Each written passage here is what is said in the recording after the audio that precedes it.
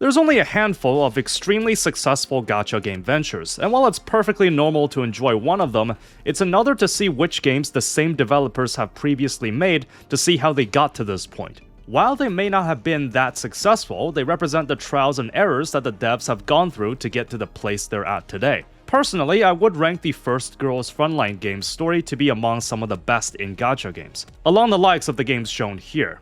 However, even though this game can be considered as one of the OG gacha games that shaped the foundation for the genre, it's evident that MICA Team has truly perfected the formula with Exilium, which has been immensely successful, and technically can be argued as the best 3D Gunner gacha game right now since its competitor Snowbreak is currently preoccupied with other things. In the GFL franchise though, after looking into it a little, there actually has been a somewhat hidden third game that not a lot of people know about, and one that has me interested since I'm pretty invested into the franchise at this point. Neural Cloud is the forgotten middle child that serves as a bridge in MICA Team's development history between old school and modern gacha game design. Since its development has halted since late 2024, but the game remains playable today, I wanted to get into this relic of a game and take a look if this dead and buried title has any substance to it. Before that, this video was brought to you by Sword of Convallaria, a tactical RPG with pixel art graphics.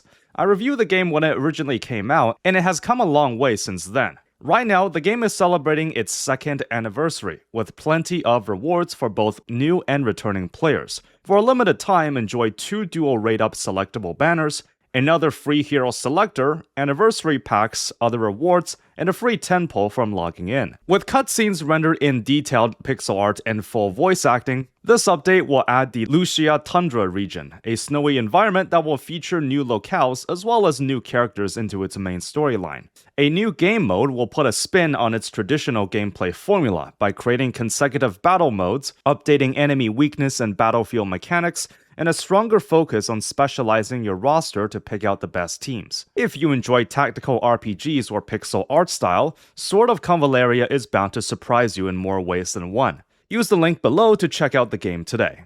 Thank you again to Sword of Convallaria for sponsoring this video.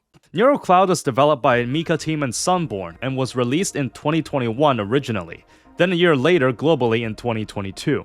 As it's the same creators as the original GFL, it will certainly be sharing many concepts. Now, as of 2026, the game is considered complete. This means the game has stopped with its regular updates, and the story has been concluded. So now it's more or less just running on maintenance mode. If you take a peek at the almighty revenue charts, the game is still listed there, just that it's basically lived out its lifespan. And the team behind it is more keen on its more lucrative money-making ventures. Still, I do want to give huge respects to MICA Team for actually keeping the game alive and playable. They've done the same thing to the first game, and for what it's worth, many gacha games typically don't make an effort to conclude its story and lore. So in both cases, for GFL 1 and Neural Cloud, you can technically play through the entirety of its experience like a regular video game, only that it still has live service components and microtransactions. Now, getting this review out took a bit of effort, since when you play an extremely niche game that don't even get updated anymore, you run into the issue where you can't be sure if any guides and tier lists are still accurate. I certainly didn't know and just went in relatively blind. Also, the game in maintenance mode probably doesn't help in bringing in newcomers, nor is it advantageous for a content creator to start making content on the game today. The more I play Neural Cloud, the more I realized that the game was kind of experimental for MICA Team, adjusting the practices to see how to make a gacha game for modern times while retaining some of its old school design philosophy, as this game did come out after Genshin. Although most of its development happened before that, so undoubtedly this was the period where some old school mechanics still lingered within gacha games. So I didn't complete the entire story, but the tone of it feels more reminiscent of the first game than Exilium. The story goes that at some point during the original timeline of GFL, the scientist Persica, who created some of the most iconic dolls in the game, recovered an instance of Project Neural Cloud, the Neural Cloud being the equivalent for the consciousness of the android waifus you command. The original scientist that spearheaded the project, whose alias is the Professor, has gone missing, and the neural clouds of the dolls that participated are still trapped inside. You, presumably the same commander as the mainline games, assumes the role of the Professor, and travels inside this virtual space to rescue the dolls and the Professor themselves. You find out that there's an omniscient antivirus program called the Sanctifier that's trying to delete the neural clouds of the dolls, so you build up a base called the Oasis to gather the survivors and combat against them. Since you're in a virtual space, the dolls you recruit are only simulated portrayals of their real-life counterparts, so the rules can be bent that some unlikely characters are able to join you. Persica becomes Persicaria, who is not a doll by the way, and her main defining trait since the first game is that she just likes coffee. Again, at this point in time, NeuroCloud's story can be considered finished, as if you look up the full campaign, the final event chapter does indeed explain your escape out of this virtual reality with every loose end tied up. Although I doubt this was something they planned long term, so not every conflict will be resolved as best as it can, with the ending feeling slightly rushed. Still, it's not every day that you see a gacha game with a full completed story. It does open up the possibility with a collab from Exilium if it somehow wants to open up to get more people into the lore. However, given that NeuroCloud's name means little in the GFL universe compared to the mainline games, they will be doing this out of pure passion for its world building. After all, it doesn't make too much sense to me to bring attention to the game that's no longer being updated. If you want to hang around just for the story alone, get to know the cast members, and maybe spend a few bucks on skins and such, it's still entirely possible. This is also the first time they started using humanoid names for the characters instead of their designated gun names. The rationale is that these were the names they've always had, and were only given their gun names in the first game after their models have been refined. You will notice some familiar faces if you play the mainline games, but a lot of the units introduced in NeuroCloud are actually new, though the possibility of them being ported to Exilium at some point can't be ruled out. A few of the names aren't actually an exact match too, as Klukai is actually Klake in this game. This game is more akin to the first game compared to the second, in more ways than one. If you're a true lore monger, then this game would serve as a prequel to the first game. Although, personally, I don't think you can include NeuroCloud as a mainline game, but rather as a what-if alternate universe. Why? Because there's male characters in this game. No, I'm not even joking here. I genuinely think that as soon as they put guys in this game, very few people of the series will see it as a legitimate addition to the lore. I don't believe the events in this game are considered canon in the timeline, but rather as a separate branch that shares similar concepts and characters, but is ultimately something different. This game isn't called Mixed Gender Frontline. And every single GFL game going forward will not be following this game's philosophy. I'm surprised there hasn't been an NTR debacle in its history. Although I do have to give some credits that they have at least done some cool stuff with the game. There was a Steins Gate collab at some point, and they actually brought the main characters from that series here. You can even oath them, so that's pretty based. I guess the whole timeline and virtual reality themes align with Steins Gate. There's not a lot of gacha games out there that let you do implied intimate relationships with the in-game characters. Can you oath the male characters too? Yes, you can. Now this is some next level technology. NTE could never. So the gameplay of NeuroCloud can be described as a blend of auto chess and auto battler mechanics. You'll bring, well, many dolls into the fight, but only a number of them can be participating at a time. You're free to configure them on the grids for the starting positions, and some of those tiles will have buffs that favor certain classes when you place a unit on them. When the battle starts, every unit will automatically target the nearest enemy, and this is basically the auto chess portion. Every level will have slightly different layouts with obstacles that must be cleared by both you or the enemy if you want to get past. Once an obstacle or enemy is cleared, then depending on the class of the unit, they'll pathfind to the next enemy to target. What's quite unique is that there's a timer in most of the levels, but you don't fail when it reaches 0, at least not in most game modes. But rather, the timer reaching 0 puts the game in a sudden death state, where everyone will deal more damage to each other and healing becomes less effective. These effects become more pronounced as the level continues, so the game will try to limit the total amount of time spent while fighting to a minimum. It's not like the timer will be counting for a few minutes, but it gets to 0 more often than not, assuming your team's power level doesn't completely overpower the opponents. You have selectable player skills that let you gain a slight advantage, like teleporting a unit to a designated spot or instantly charging one's skill gauge.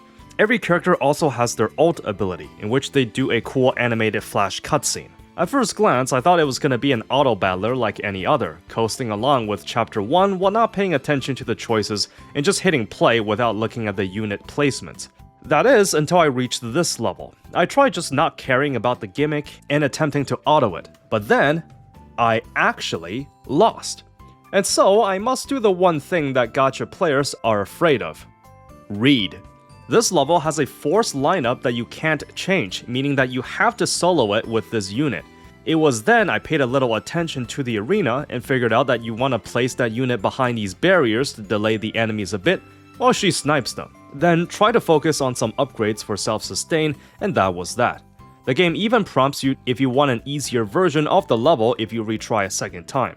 Quite ironic given that one of the few times when the game is actually hard is when it doesn't play like a gacha game, and forces a lineup that you have to win with. There are many level types that's indicated by the icon. There's normal levels consisting of 2 floors, one that you have to beat with a pre-selected team, and this one where there's a unique boss enemy, but you can travel to these nodes where you'll take on a tough fight in exchange for disabling one of the boss's buffs when you finally get there. There's overclocks where you can pay gold for a permanent buff for that run. While the game touts there are many level variants, the basics of the gameplay loop is that you get these buffs that favor your team and eventually beat the last boss stage. One of the more unique aspects about it is that you'll get a nice stash of loot when you win or even lose a level, and you can freely toggle which rewards you want. This will in turn decrease the amount of stamina you need to claim the rewards, so it can be used to selectively pick the materials you're lacking the most. This might actually be a really good feature to have even in modern gachas, but I imagine it was phased out since most people preferred the more streamlined process of just farming the one thing they actually want instead of getting everything in a giant loot box. The farming stages are gated behind a main story progression, so just like the majority of gacha games, you want to get through the story as the main priority. Once you beat a chapter, there's a hard mode of it that features a different storyline that further contextualizes the original story. This is what they did in the first game, and a few other gachas at the time like PGR did it too. Nowadays, no one really does this anymore. On top of that, every chapter also has an endless mode where you take on 5 depth levels at once that's more or less an extended normal stage. I'm not sure if this has an actual end point to it, but the reward you get from doing this is also quite relevant for meta progression. As one-time rewards, you're incentivized to clear these challenging stages to make any future runs more convenient, like being able to get overclocks for free and general stat increases to your team. So I wouldn't exactly call Neural Cloud a fully fledged roguelike game, just that it has some roguelike elements. One of the pitfalls of this kind of design is that it can lead to a snowball effect. If you happen to start off strong, then you can take on more challenges, get more function cards, and obtain more upgrades. If you start struggling, then you may have to start visiting the medic nodes to heal up your allies, or take less risky routes to prevent digging yourself into a hole further. Even single-player roguelike games can sometimes fall into this trap, but the case with Neural Cloud is more severe than I would have liked, considering it's a gacha game and you're supposed to bring a predetermined team that you've gathered. Also, there's a mechanic where you can just let the game automatically determine a route in the level and stick to it, making decisions on its own. The game will literally play itself for you. The ingenious level encounters from the first game are more or less gone, as this auto chess format doesn't exactly give the most room to innovate on the level design. I really like GFL 1 as every single level in the campaign is actually somewhat relevant to what's happening within the story.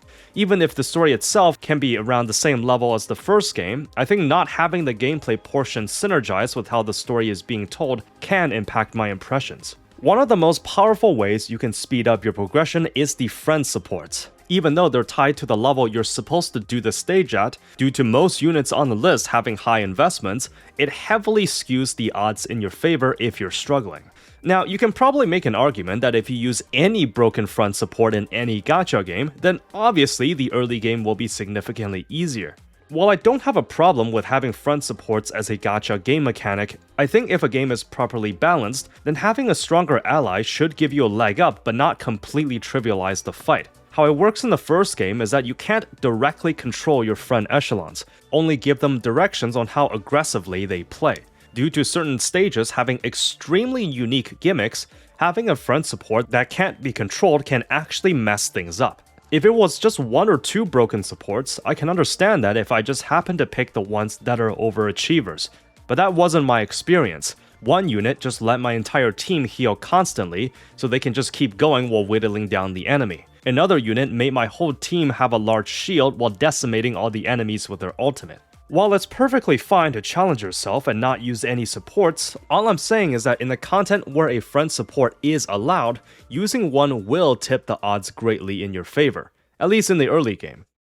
NeuroCloud has a blend of modern and old-school gacha designs when it comes to its progression. Dolls can be leveled with the common XP currency, and what's cool is that you can quick level someone even on the screen right before starting a stage. You have to get a unit's respective class tokens to raise them even further. The max level cap is 60, but I believe you can upgrade them further to 70 after you get a certain unlock. You can level their skills with a separate currency, and with enough time, it is possible to raise a unit's star tier. This is kinda similar to the first game's NeuroCloud upgrade, where they may get additional artworks or passive bonuses when it's high enough. To get their respective shards for the star upgrade, you have to farm it, but it's limited to 10 times a day. At most, since there's 6 levels for farming said shards from a single unit, and they're incrementally unlocked as you raise their bond, since most of the stages only give 1 shard per clear, it's still gonna take a while for you to get enough, which increases as the star tier goes up. Is it possible to raise to the highest tier if you just play for long enough? Technically, yes, only that'll take you a considerable amount of patience. Unlike the first game, there's also half-star tiers, so a unit can be 3.5 stars, where the latest one is only partially filled. I think the realistic stopping point for most casual players will be 4 stars, as that requires 70 shards, which can likely be achieved in a few weeks. But this of course comes at the cost of not being able to obtain the shards of other characters. In a realistic setting, I imagine you want most of your party members to be of similar investment. So you'd stop at 4 stars, then focus on buffing up another units. Increasing the star tier gives quite a handful of boosts, such as general stat increases, and the ability to fit more of these modules onto a unit. There's also a post-launch buff that you can feed even more shards to gain an additional effect. I'm guessing they thought most late-game players had no reasons to farm more shards, and they'd utilize this to make existing units stronger while increasing the grind just slightly. Some gachas do this, so it's not that big of a deal. This is basically the RNG gearing system before they've been made widely popular. You gotta farm for this too, and there's different sets. They come in all sorts of shapes and sizes, and naturally, there's rarer variants and a weekly limit on your drop rate bonus. There's a dedicated upgrade system where you can feed useless modules to increase the rate in which the equipped modules impact that character, so the stats will be 10% more effective, and so on. You farm basically everything with daily stamina, and unfortunately, since this is just before the period where gacha games made everything streamlined, there's no sweep system, but you're allowed to auto-battle a level for a set amount of times. There's also a spirit sidekick thing that I only knew about after a decent bit into the campaign. This is akin to the fairies from the first game, where you have to pull on a special banner with its own currency, and the skills and its rarity are also randomized. You gotta use its own level up material and evolve using other spirits of the same level of evolution. On the sortie screen, you'll have a tiny slot for the spirit, and then they'll fly in briefly when the level starts. So the question is, what's so good about NeuroCloud? The progression system seems like any other gacha game. Well, if I was a shill for this game, which I imagine there are many of these days, I would point towards the star tier system only requiring to pull 1 copy of said character from the gacha before you're allowed to limit break them to the highest tier, given enough time. I'll explain this in more detail in the gacha portion, but when you pull a duplicate of a character, you don't actually get their shard, so you can't wail for the max star tier if you just keep throwing money at the game. Now onto the base management system, and I think this is where the game proves it was made during the transition to modern gacha games will shine the most. This is where you upgrade the buildings to increase the passive generation of some resources, which in turn can be used to upgrade the same buildings even more until the whole base is maxed out. Some of these will upgrade other portions of the base like the factory.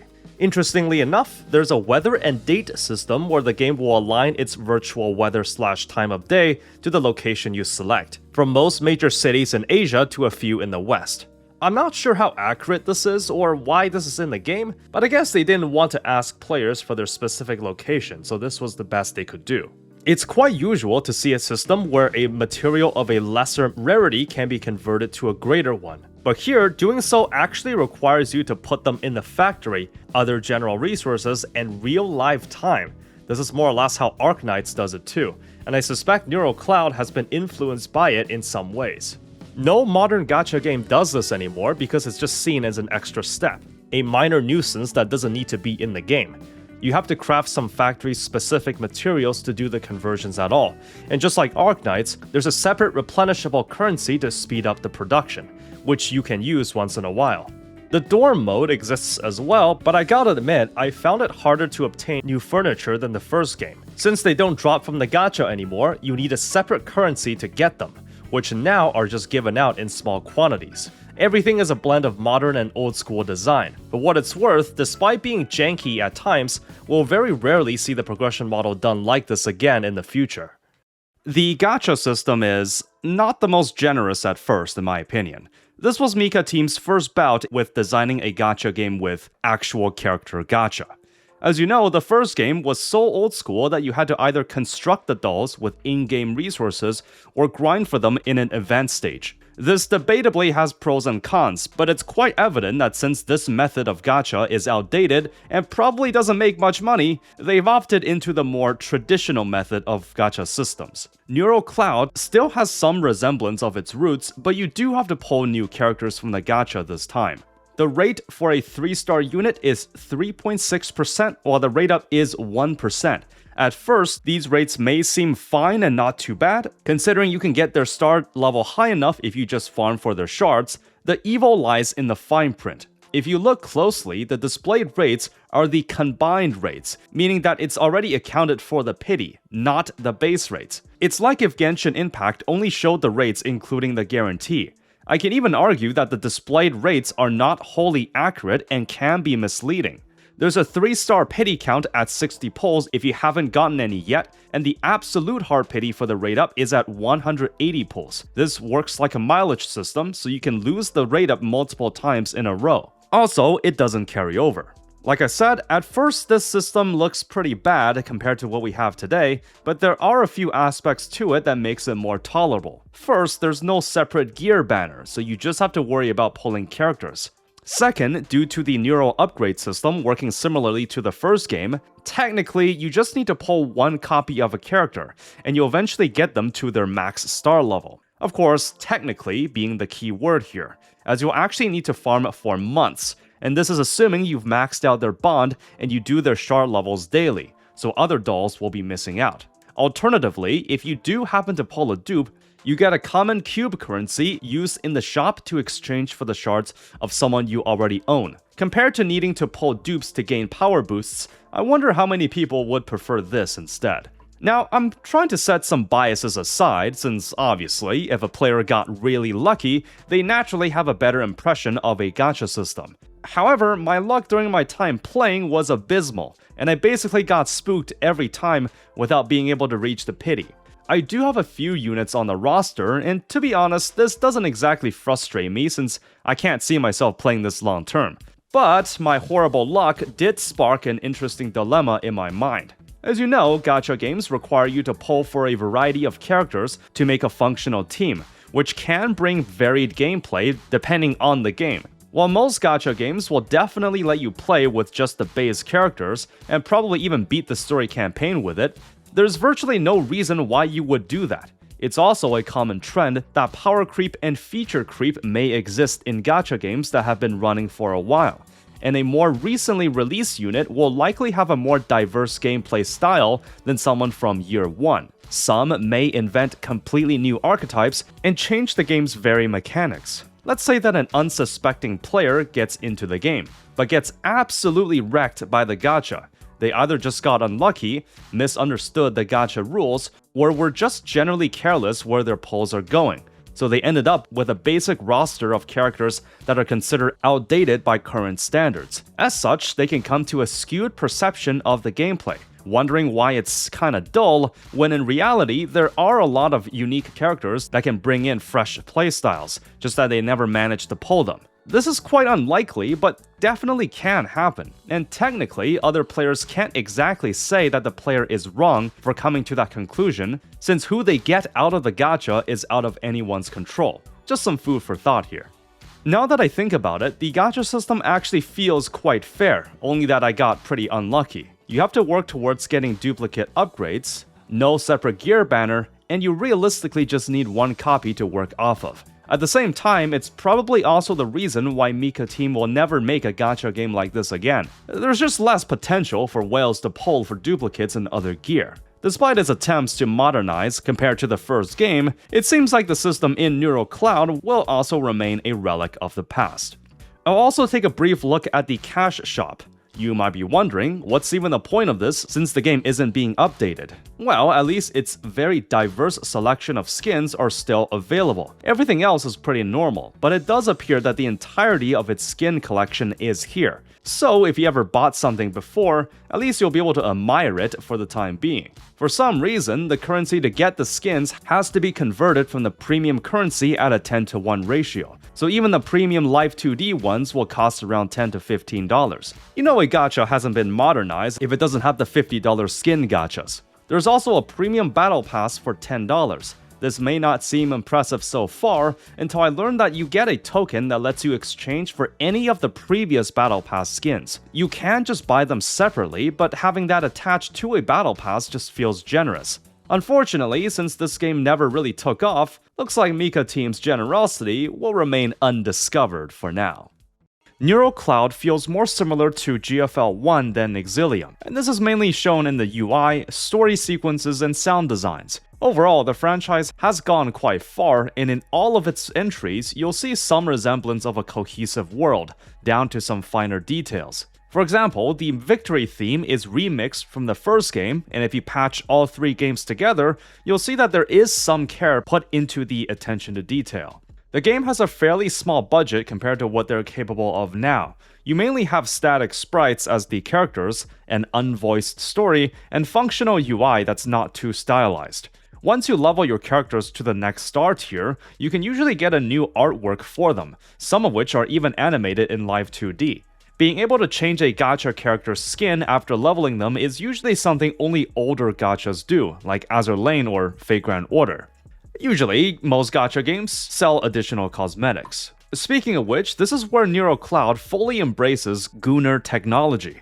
I can see they likely wanted to primarily make their money from selling skins at an affordable price, and you can see a valiant attempt. But these days, the skin gachas have taken over, and skins overall have gone through a price increase as seen in Exilium. Some of these are pretty creative, like this one where you can pull down Diane's socks. If the game was still ongoing, I don't think some of these would have been permanently available, so you have to wait for a rerun. Another aspect it took from Azur Lane, and another remnant of old-school gacha design. Meanwhile, Nikkei sells $50 skins with no special interactions. Also, the oath system is in this game too, except you don't get a free oath ring like in the first game, and affection overall just felt harder to level up. You'll need to reach a whopping level 15 in Bond to unlock the oath. And just like its close comparisons, there's a unique dialogue scene, and you get the ability to rename that character. Imagine a modern gacha game letting you do this now. You can see how the game likely tried to make a free-to-play friendly enough system, then try to capture its players through selling skins. Sadly, it looks like they never made it that far in that venture, as if the game happened to maintain its popularity, it might have been a nice side grade to something like Azur Lane. I think their hearts were in the right place in making the game as approachable as possible, while using fairly priced skins to monetize. But it looks like this was a lesson learned that honesty may not pay the bills. You can see that Exilium has taken their formula to be more aligned with modern standards. Neural Cloud is in a unique spot as the game will remain static with no substantial new content arriving. While I personally think there's nothing wrong with the gacha game ending so its players can go experience something else, it still doesn't bode well if the game is expected to survive long term and remain profitable. MICA Team has the good graces to keep the game online in maintenance mode, so the game will be playable for the long term. In any case, as the game is no longer being updated, it makes things rather simple for me to find out what content is still playable. First, the game does periodically rotate characters into the standard pool, with different off rate-ups occupying each banner, kinda like how Arknights does it. I'm not sure if all the characters are available now, but I imagine the majority of them are. It also does the same thing as the first game in Exilium, where new events are continuations of the main story, and I believe they're all added to the timeline, though I haven't been able to get through all of it yet. Unfortunately, the events section is basically gone except for a few occasional campaigns that are left there permanently. The game still does some promotional stuff for new players, as I got a free copy of Diane alongside some other goodies. The skins themselves also seem to rotate out of the shop every now and then, and the same thing with the late game modes. I'm not sure how much variance there will be, since there won't be any new units being added, so the late game modes likely just get switched up every few weeks to reset the rewards. While it's overall quite counterproductive as a gacha game, I don't think there's anything wrong with having a finite experience. I'll give it the same praise as the first game, now that it's been concluded too, but if you want to go into the game today, you can still get a complete experience of building up your roster, getting by with whoever characters you have, and work towards going through the entirety of the story to witness this chapter of the GFL universe. Obviously, that's a much harder sell to the majority of players, as they mainly want a fictional universe to get attached to as it grows and expands, which likely explains NeuroCloud's abysmal numbers today. Again, I do commend them for actually sticking to its creative vision and wrapping up the story in a satisfactory way, leaving the game in a complete state indefinitely. After experiencing the highs of the story of GFL 1, I came here searching for the same gold. Now I found, well, it's not gold, but it's definitely not garbage either. I personally found the gameplay and even the story of Exilium to be a bit underwhelming compared to the first game. And I find that NeuroCloud is that middle child from MICA Team that not a lot of people will pay attention to. They've had a pretty good run in gacha games with all their ventures, but ever since they struck gold on the sequel, there's just no reason to focus on its outdated works. I see NeuroCloud as a what-if scenario for both its universe and as a venture of the developers experimenting with something new. I feel like the main issue I have with the game is that there isn't much variation to the gameplay when compared to the first game. If it was up to me, I would have gone nuts with the marketing for the skins, much like how Azur Lane does it. There's some high quality stuff for the skins they're selling, and if they created a generous enough gacha system, I think if they just kept up with making skins, they might have been more successful. After modern gacha games have inflated the price of cosmetics and introduced separate skin gachas, NeuroCloud might just be a haven to escape from that. In any case, the game is still playable, and will probably stay that way for the remainder of its time. Let me know if you play NeuroCloud and what you think of the state it's in today. If you want to catch more gacha related content, subscribe to the channel. You can support for as little as $2 a month on Patreon. As always, thank you for watching, be sure to spend moderately, and have fun out there.